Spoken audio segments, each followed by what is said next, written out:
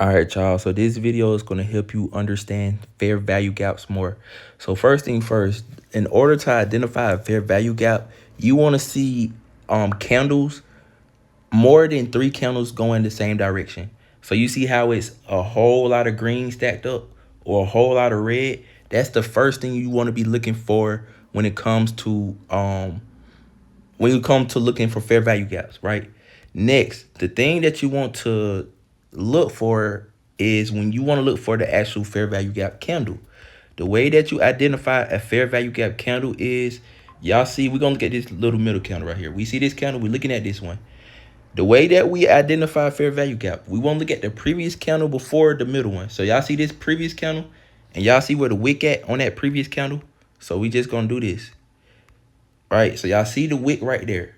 And we're going to look at the candle in front of that middle candle. So this one right here. And we're going to see where the wick at right here.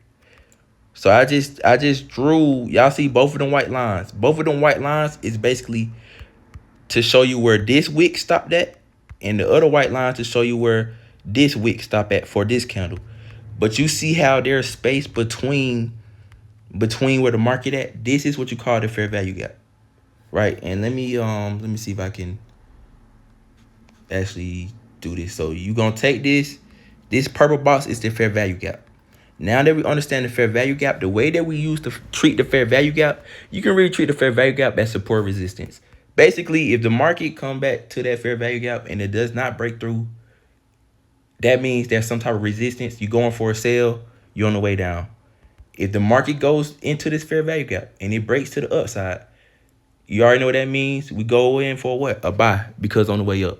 Vice versa. If the market was in the uptrend and the market, if there's a fair value gap, you would do the same thing. So that's like one of the ways that you can understand fair value gap. It's a very simple concept. All you doing is it's really support and resistance. That's really all it is. All you got to do is identify and mark up the actual fair value gap candle. So once again, when you're looking for fair value gaps, first thing first, you want to look for candles where it's like at least 3 candles of the same candles going the same direction, whether that's 3 green going up or 3 red going down. That right there will put you in one step closer to understanding where your fair value gap at.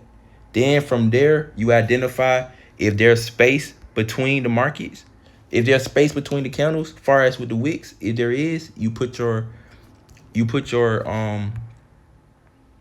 put lines or you could put a rectangle, and you use your little rectangle box, or you see this purple box, as your support or resistance area.